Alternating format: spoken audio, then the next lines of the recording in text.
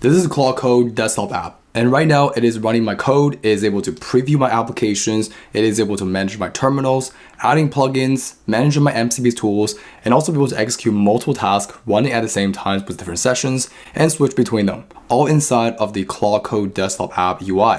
So in this video, I'm going to show you a full breakdown how you can be able to use it in your desktop app. And by the end of this video, I'm going to show you my take, my thoughts on this new feature that Claude just released. So with that being said, if you're interested, let's get into it. All right, so before we jump in, a quick intro for those who are new here. My name is Eric, and I spent years as a senior software engineer at companies like Amazon, AWS, and Microsoft. And I have started this channel to share everything that I learned along the way, from AI and coding to automations, Web3, career developments, and more, all broken down into practical tutorials that you can actually follow. And of course, we also have a school community where you can get access to all the resource, templates, plus our community supports. So if you're ready to level up, make sure to check out my YouTube channel and hit that subscribe button. Now let's get back to the video. All right, so to get started, first thing first we're gonna do here is to download Claude Desktop on our local machine. And here it supports Mac or Windows version. Once you have this downloaded, simply just gonna open it and click on the code section. And here is where we can be able to use the Claude code inside of the Claude Desktop. So in this case, what we're gonna do first is basically open the sidebar. And here is where we can be able to manage all the sessions that we have inside of Claude. We can have multiple sessions doing different tasks at the same time, and we can manage it right here in this list. So what we're gonna do first is click on the settings. And inside of settings, here we have Claude code section.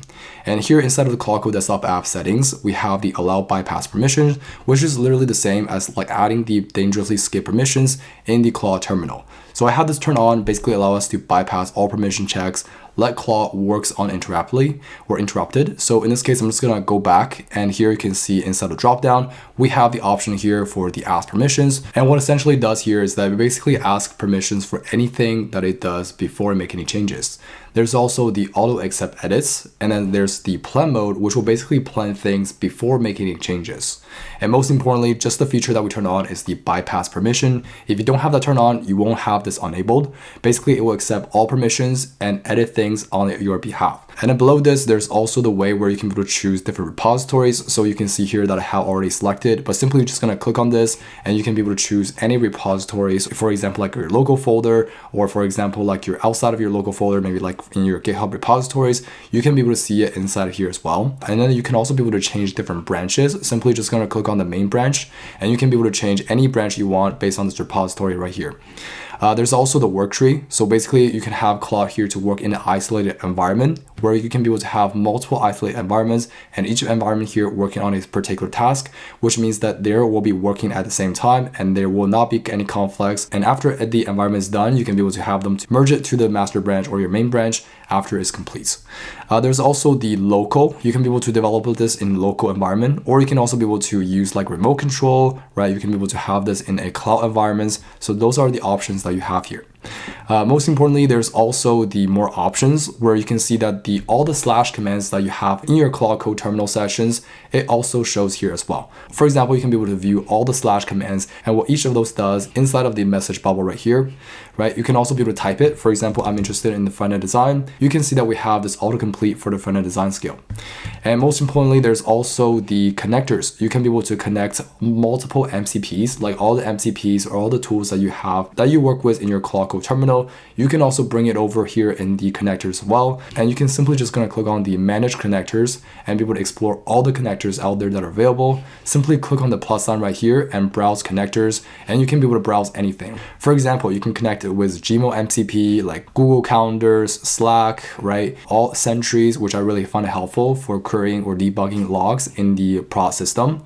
And the Superbase one, which will help us to manage our database, authentication, storage, Stripe for managing like our process payments, or even like Google Drive, or it will help you to like manage your folders or files, right, in your cloud. So there's like so much connectors that you can connect it. It'll basically boost your productivity when you're coding, because now Claude Code has the ability to visit those tools and be able to understand your system much more better. So once you have your connector all set up, the other part is you can also be able to add your plugins. So you can be able to see all the plugins here in the left, or if you go back, you can also click on the more options. there's also where you can see all the plugins that you have. So I have the front-end design plugins, the code review plugins, the commits, PR review toolkits, which are all very popular and I find it really helpful. Highly recommended though, try it out. You can also click on the manage plugins here. You can be able to explore new tools. You can also be able to browse any new plugins. For example, these are all the plugins that Anthropic here recommends, like Context 7, the feature dev, whenever you're working on like a feature, you can be able to enable this plugin here to have like a specialized agent to explore any part, like designing, reviewing things, right? Front-end design is probably the skill that I use a lot. There's also the Playwrights, which can be able to test your applications using the Playwright MCP server. And also there's the Ralph loop, where you can be able to have AI here to be able to continuously improving the tasks that are done. So you can see that there's so many plugins here that you can be able to browse around and be able to see, okay, well, looks pretty cool. You can be able to add this in your applications. And if you want me to make a video out of these plugins, feel free to comment down below. I'll try to pick my top plugins that I highly recommend anyone to use, because Anthropic here spent a lot of time building these plugins and they really want you to use it to build a better applications. So I find it really helpful. But I think what we have now is probably enough. I'm just gonna go ahead and show you how we can use this inside of the Claude Code Desktop App. So in this case right here, you can see this the message window here. What I can do is simply, I'm just gonna say, based on the current application that we have, can you set this up and try to run it? So I'm just gonna paste that and basically I try to run the application, right? And I'm just gonna give this command to the Claude Desktop App, and here you can see Claude will allow access to the desktop folder. I'm gonna say yes because that's where the desktop is located. And I'm just going to allow access, and currently I'm gonna set the enable bypass permission here and try to run the applications in the Claude Desktop App, and let's try to see if it works. All right, so now you can see we have our dev server here has successfully running. And what really impressed me is that first of all, it has not found the .env.local file in the repository, right? Because we don't save those credentials in the repository. We usually save it in our local, and it's able to find that from the local file and copy it and install all the dependencies. And now you can see all the dependencies installed, and it has basically started the server. And now if I were to open this server, here is what it looks like. So it looks exactly like what we have, right? For the landing page, for applications, which is awesome. So this is basically an application that I built, basically helping business here to manage their receipts and bank statements using the world's best OCR model to extract data from like PDF files or CSV data, automatically match them using AI. So if you're interested in this product, make sure to head over to bookkeepers.cloud. I'll make sure to put a link in the description below so that you can check it out. So in this case, I'm just gonna head over to the sign in page, and right here, this is our sign in page. I'm just gonna quickly sign in really quick. Okay, so now you can see I was able to sign in and the applications work as expected. So I can also be able to click on the receipt page, and I can be able to view all the receipts, which is awesome. And by the way, we can also be able to click on this preview button right here as well, where you can be able to see the preview inside of this screen right here. And once it's done, you can see that it basically renders the preview on the side. It also gives you a preview of the screenshot. You can also be able to see the terminal log for the application itself, along with the console log in one single terminal, which is awesome. I love it. So this is the terminal log, right? And this is the console log, which you can see this is what we have. And that's pretty much how it works. And because I have enabled the work tree, you can see that the changes that we have here is saved inside of this work tree. And I can be able to view this inside of our repository as well. So inside of the .claude, you can see that we have our work tree right here. And inside the work tree, you can see we have a price list term, which is exactly the name that I created here. Okay, so basically what happens is that we're gonna work stuff in our work tree. Let's say the changes are finished. We can be able to actually be able to merge the changes that were inside of this work tree into the main branch, right? And the good thing about this is that we can have like multiple sessions, and each session have a work tree, which basically has a clone version of the main branch work inside of this folder right here, right? We can have multiple work trees, and eventually one work tree is good. We can be able to merge it into the main branch, and then the other sessions here can basically just sync the changes and continue developing without any change conflicts. Okay, so that's a good thing about this. So in this case, let's try to see how we can be able to tackle a task, right? So right here inside of our Jira board, we have a ticket, and here you can see start free button on the pricing page button is redirecting user to a 404 page. What we can do is we can literally just copy this link. Since we already have the Jira MCP, or since we already have the Jira connector already connected, we can be able to pass to this Claude agents. And what I usually like to do is I'll just name this to be whatever ticket number. So I'll say like ticket 170, because the ticket is this case is 177. So I'm just gonna rename to be 177 for the ticket number, and this is going to be just the chat conversation so that we can be able to continue in this chat, and this chat specifically about fixing this Jira ticket issue. So I just paste this Jira ticket and I'll say like, please help me to look into this Jira ticket and see how you can be able to fix that. And I'm just going to paste that prompt and provide it to the Claude agents. In the same time, I can also click on a new session. So you can see I have a new session open. I can also be able to give it a different task. And for example, I'm just gonna say, okay, well, this is a success message icon here is misaligned with the text. Okay, so I'm just going to copy this one. And what I can also do is I can also be able to enable the cloud version. And basically once it's done, it's just gonna create a pull request. So I'm just gonna submit this request, and you can see it's going to call this now. And I'm just gonna name this ticket to be CAN175. Now you can see that it's gonna start to explore the project structure.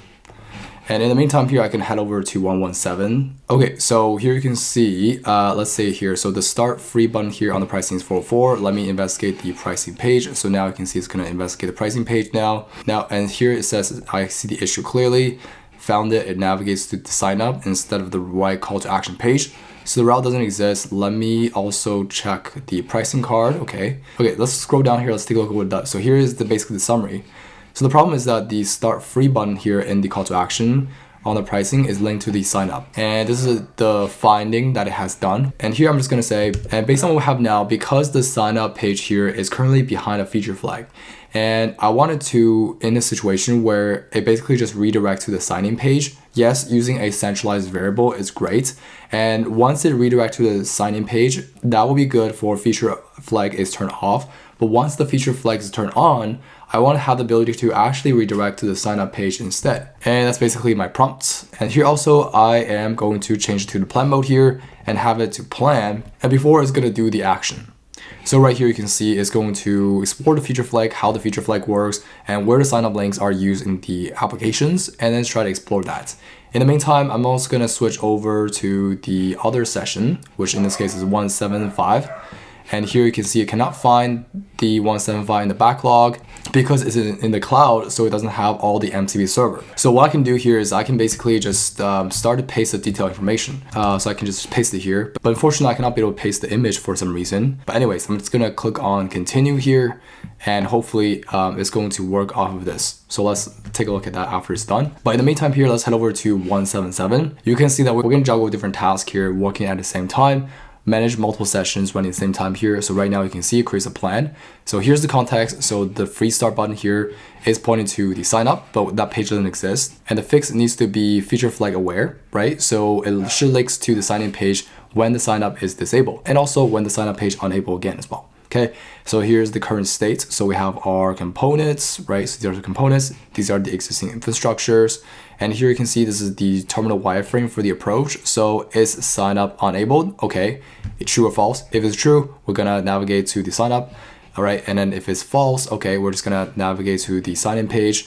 And then here is basically the user actions. So I'm just gonna say, yes, approve this.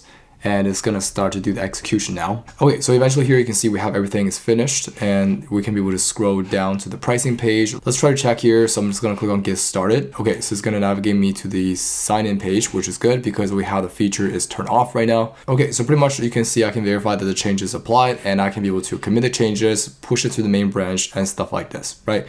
Now, coming back to the cloud though. So here you can see this is the problem, and this is the solution that it did. And basically it mentioned to me these are the things. So what I can do is I can also be able to click on this to create a pull request based on the changes that it has done, like standardize the alert icon size in the business settings form, right? So you can see it also automatically creates a summary of the pull request, and you can see this is the file change for the change that it has done. Okay, it's pretty cool. So pretty much that's how it works. You can create a pull request if you are making changes in the cloud. If you're in local, you can literally just commit this, or you can literally have it to create a branch, and pretty much that's how it works. So pretty much that's it for this video. And lastly, what I want to talk about is basically my take on this feature that Claude just released. And of course, right now is in the preview mode. A lot of things are really buggy. So I don't think this is a replacement over the Visual Studio Code. You will still definitely need to use the Claude Code in your terminal because a simple UI bug sometimes here can crash, and terminal usually don't have that issue. So that's why a lot of professional developers are using terminal rather than using a user interface here. But of course, this is something that we never know as well. Like maybe tomorrow Claude just released a brand new version that just replaced the IDE and has less bug, right? Because think about it this way, Visual Studio Code is started as a graphical user interface as well. People use it a lot, and then they start to become like a go-to IDE for developers, and people use it all the time. And maybe the same thing in the future for Claude Code Desktop App. Eventually, the user interface here started to become more mature, then maybe it will just become the new IDE that developers here will have to adopt to it. But of course, if you're starting out new to Claude Code, make sure to check out this beginner guide video right here. It doesn't really require too much of technical knowledge, so make sure to follow that video. And of course, I also have a playlist right here which contains everything related to Claude Code.